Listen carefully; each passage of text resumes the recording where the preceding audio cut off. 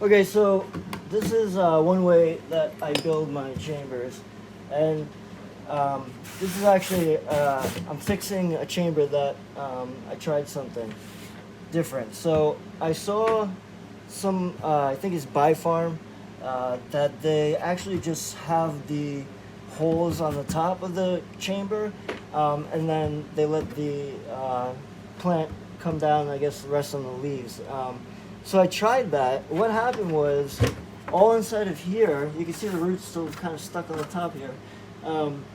So what happened was the stem came all the way down here, then it started to grow roots. By the time it did that, it was already on the bottom of the chamber. So the whole idea of having the net cup sit right here, that leaves it so that the plant and the collar is holding the plant tight, and the net cup here is keeping it solid.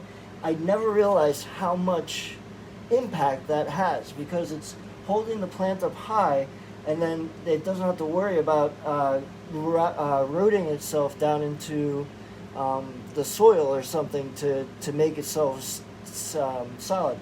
So it's really important that you use that net cup with the neoprene collar. So what I'm doing now is I'm just going to drill out, did 1, 2, 1 here, and then I'm going to drill out another one here. This is just a 2-inch hole saw that I'm using. So there's a couple. You can go clockwise and drill out like I just did, like this right here, or you can go the opposite direction and it'll kind of melt its way through. I just go the other way.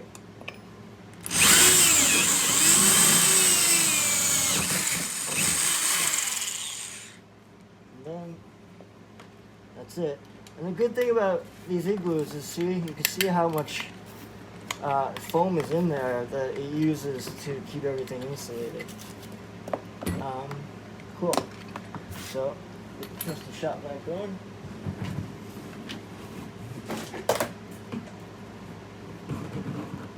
People, get a shop vac. Even if it's a small one, just get one.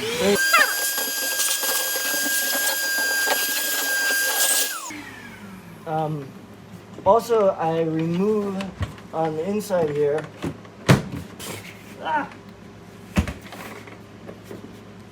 I remove the drain that was in here. Okay. So that drain right there, I remove that.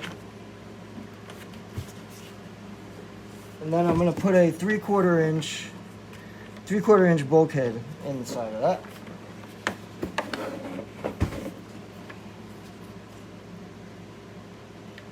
You may need to carve a little bit out in here just so that it grabs. I'll show you guys. People here. Remember, on a bulkhead, everything's opposite. So clockwise or righty-tighty is actually loose now. So I'll put this guy in here. And again, this guy, to tighten it, you want to go opposite of what you usually would do. So I'm going to go to the left to make this tight.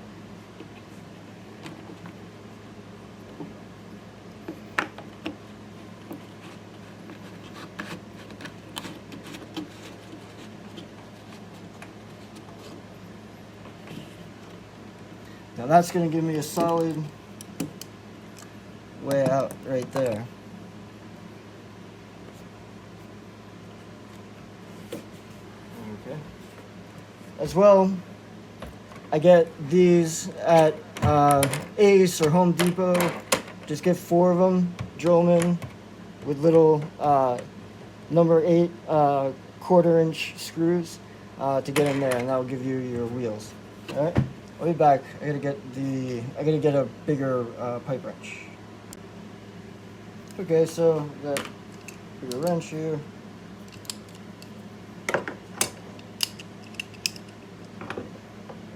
So remember, you're gonna go opposite, right? So we're gonna go to the left to tighten this guy up.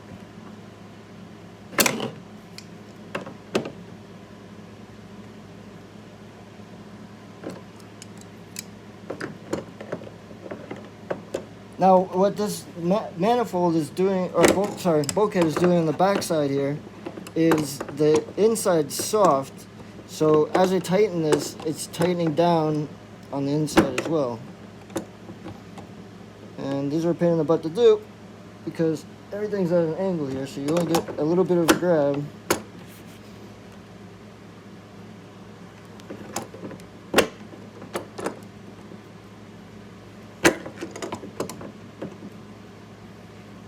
And don't be afraid to put some pressure on these guys. It's a bulkhead, so you want it to go. You want that thing in there really, really tight. So this way you're not going to be getting water all over the place. Okay. Since this is 3/4 inch right here, I want to get down to a 1/2 inch, right? So I've got an adapter that I got. It's just 3/4 inch, and then that's threaded, male NPT, and then you're going to the female side in here. That's 1/2 inch.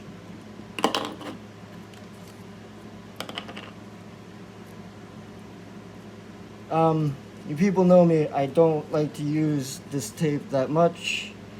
It's really bad. If you get this Teflon tape inside your system and you get it in the motor, the engine, any of the pumps or anything, it's Teflon, and it can really screw everything up. So I really don't like using it, but I do when I have to. Especially if you're going with plastic into steel, two different materials, then you definitely want to do that. With plastic, if you tighten the plastic down until it clicks, usually that's good. Even with plastic, the threading, it's made to lose little pieces as you tighten it. And that plastic, once it starts to click, gives you like that click. If you tighten just a little bit more with a pipe wrench, you're most likely going to have a good connection. But that's plastic on plastic. And this isn't going to be pressurized. Remember, this is my drain, so.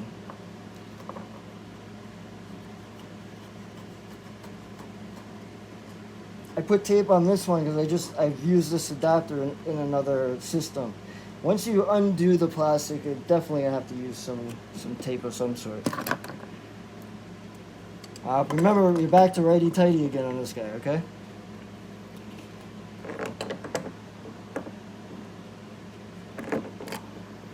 And I don't want to go that far. With plastic, once you go too tight, it'll actually start to lose its way of working well for you. So that looks good there. Remember, this isn't under pressure. These are the newer 3/8 inch quick connects that I've been selling now. I do like them. They aren't as tapered, but they do come with this rubber gasket on the end here, rubber seal, that helps out a lot. If you really want to make sure that you got that good connection, obviously then add, PTFE tape on there, okay?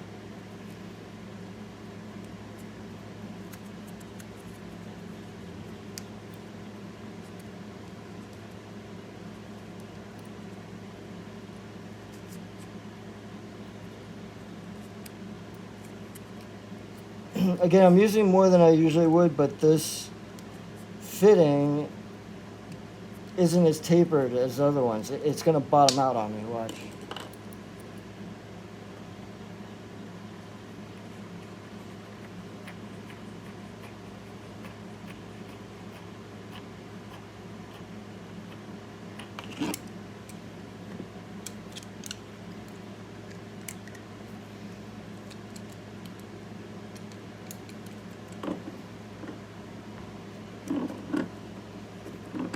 So now I'm bottoming out on that rubber seal down there, right? So I'm not going to go any further. But this is great. This is really nice and tight now. Obviously, here's my wheels so that I can move it all around. And now we will do the top. I'm going to set up the, I'm not going to do spray manifold in this, but I will show you what I'm going to do, okay? And I'll be back.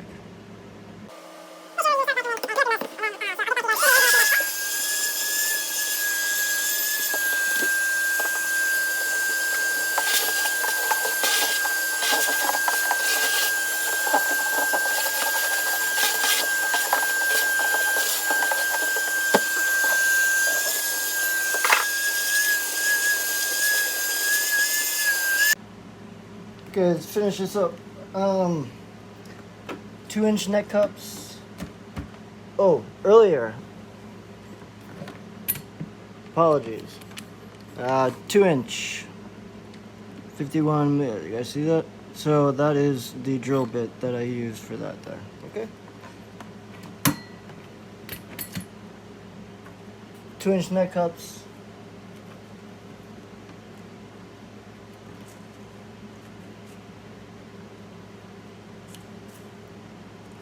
Now, to cover up my mistake, obviously this isn't a system that I would sell to somebody.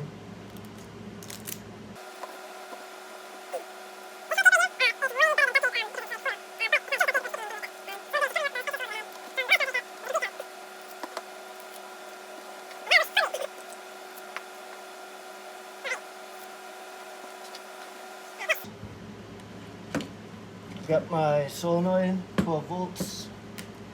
It's got 1/4-inch female on both sides.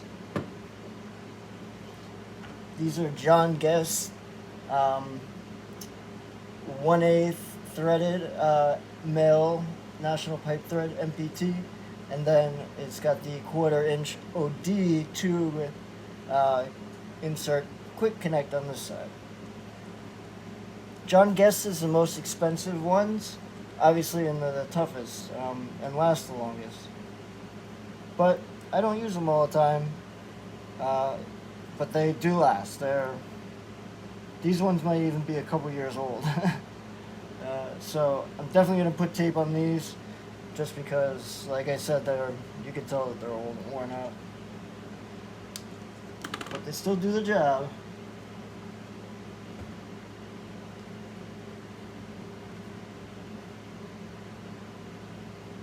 You'll see in my other videos how I like to just put the mister right into here, and then I use this, the solenoid and the mister, it's all together in one thing. You guys can see that in the other videos. I'm going into metal, so again I'm going to use that tape, and then I'm going to definitely get this guy in there pretty well. Remember, your solenoid's going to be under pressure on the back end. If you're using Netafims like this valve right here, this check valve, is going to be sitting, it's got I think a break at around maybe 50 psi. It doesn't crack until a high psi. So the pressure between here and this end, there'll still be a good amount in there. So make sure that that's definitely got tape on it to get into that side. So then we have the other side here. Always pull off any other tape if you got old tape on it.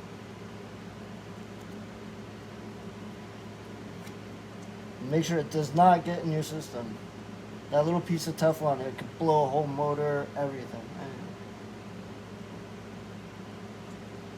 Oh, make sure you go the direction that you're going to be, put the tape on in the direction that you're going to be threading the adapter.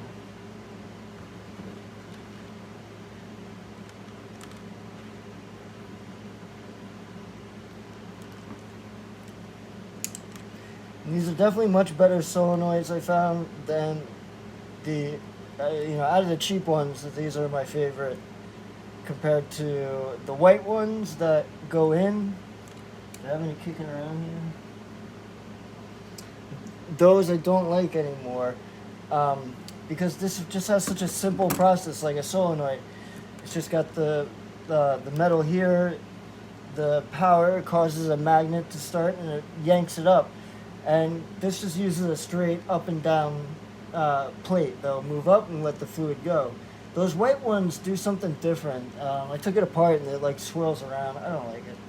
So the direction and flow on these is wires in the back. The flow is this way, okay? In which I'm going to use, I like using as many push connects as I can because you know it's a solid connection and they swivel really well. And that's going to go down into here to connect onto this part. I already put some tape on this one, but I'll put a little more to make sure.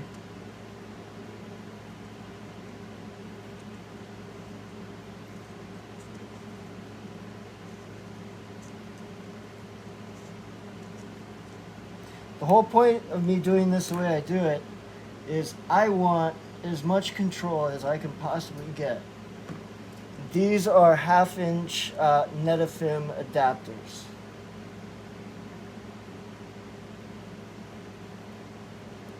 I stopped using Netafim for a long time, so I'm just kind of exploring them again to see if I can make it work with this. I really do like, for their price, how much you get with function, the ability to do a lot of things.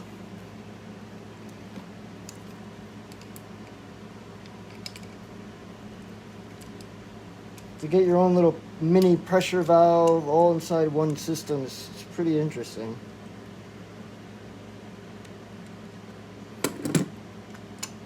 So that was just a 1/4-inch quick connect, right? With a 1/2-inch national pipe thread to the adapter, okay? Now, the way Netafim did this is that you just have to simply put that in there, and that's it. And then you've got it all ready to go. Got my glue gun. Show you what I'm going to do with that in a minute. Got this. It might. I don't know. Power adapter. 12 volts. Let's see.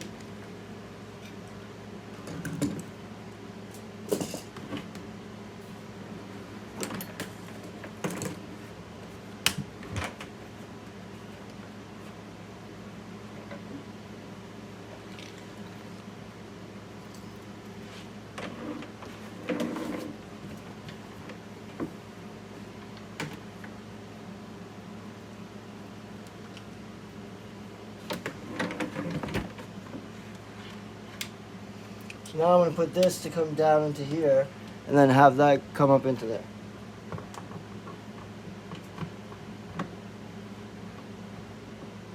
Which that's just a little too short.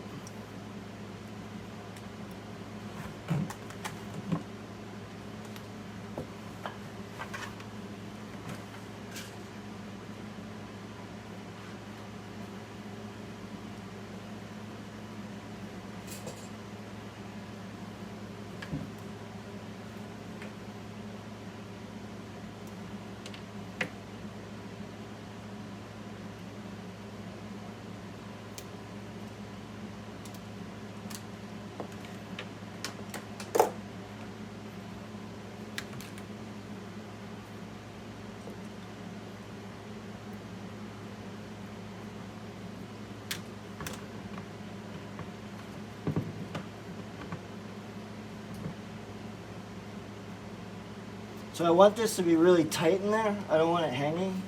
So I'm going to cut off a little bit more.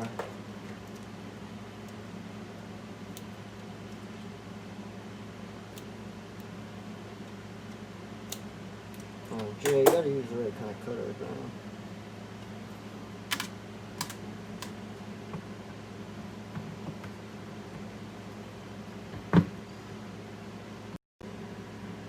Alright, so we got that connected in there now. I don't know if that came out in the video or not. But I definitely want to make sure that this is in there really good and snug. See, I don't want it moving too much. And to do that, I might have to put some crazy glue in there. To make, not crazy glue, some hot glue gun to make that work. We'll see. So, next thing's next. 12 volt AC to DC transformer.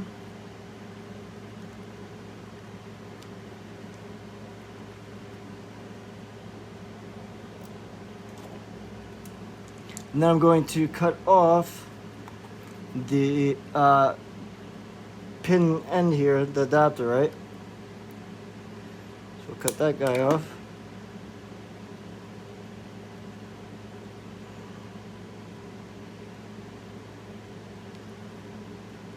Pull these two wires apart. I'm going to strip these guys out.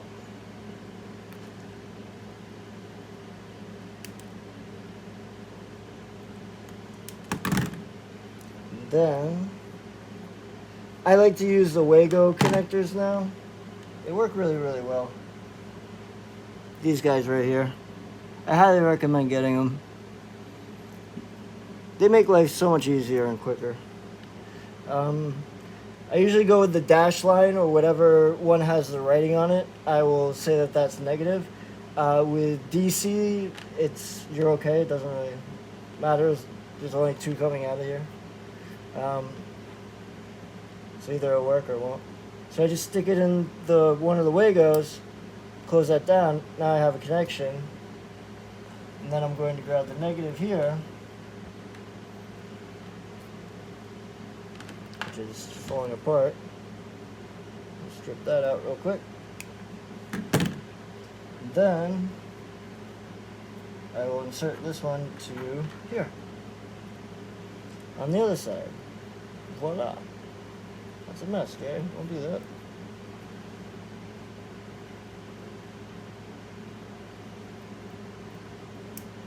There we go. Nice, good, tight connection. And I didn't have to do the bug nut thing. So, grab another Wego connector, and we'll do this side real quick.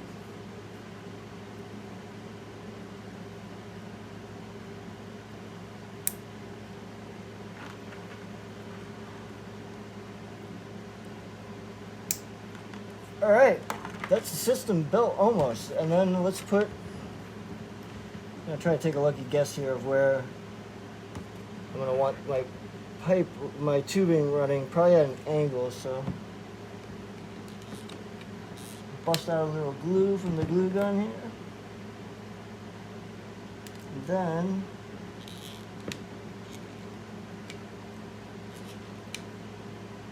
I'm not going to go crazy with it, just enough to get some in there.